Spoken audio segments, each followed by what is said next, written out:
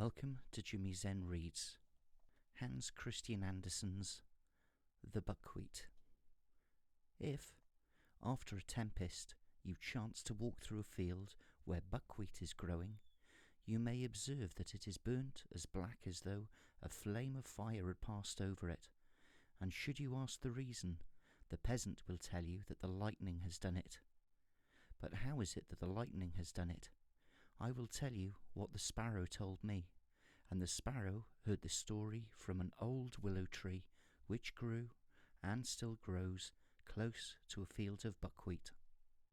This willow tree is tall and highly respectable, but at the same time old and wrinkled. Its trunk has been riven asunder from top to bottom. Grass and brambles grow out of the gap. The tree bends forward, and the branches hang down almost to the ground, looking like long green hair.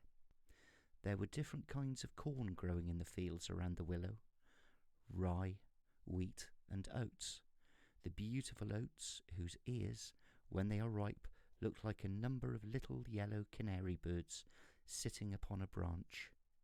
The corn ears were richly dressed, and the fuller they were, the lower they bowed their heads in pious humility.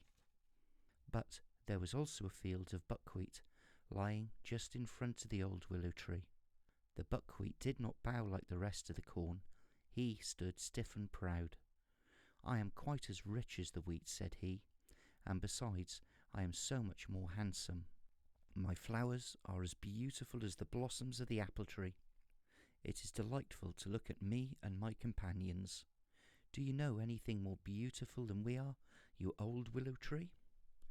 And the willow tree bent his head as much as to say, "Yes, indeed I do." But the buckwheat was puffed up with pride. "The stupid tree, he is so old that grass is growing out of his body." Now came on a dreadful storm. All the flowers of the field folded their leaves or bent their heads as it passed over them. The buckwheat, however, in his pride, still stood erect. "Bow thy head as we do," said the flowers. "I have no need," said the buckwheat. "Bow thy head as we do," said the corn. "The angel of storms come flying hither. He has wings which reach from the clouds to the earth. He will strike thee down before thou hast time to entreat for mercy." "No, I will not bow," said the buckwheat. "Close thy flowers and fold thy leaves," said the old willow tree.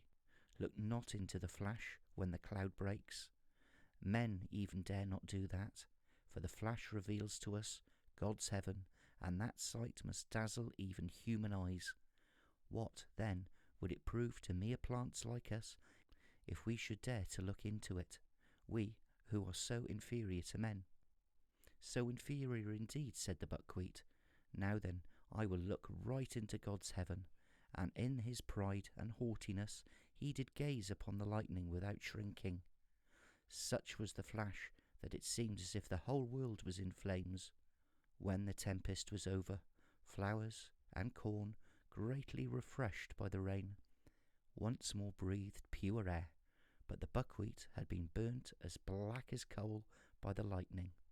It stood on a field, a dead, useless plant, and the old willow tree waved its branches to and fro in the wind, and large drops of water fell from the green leaves as though the tree wept. And the sparrows asked, "Why weepest thou? It is so beautiful here. See how the sun shines, how the clouds pass over the clear sky. How sweet is the fragrance of the flowers. Why then weepest thou, old willow tree?" And the willow tree told of the buckwheat's pride and haughtiness, and of the punishment which followed. I, who relate this story, heard it from the sparrows. They told it to me one evening when I asked them for a tale. The end.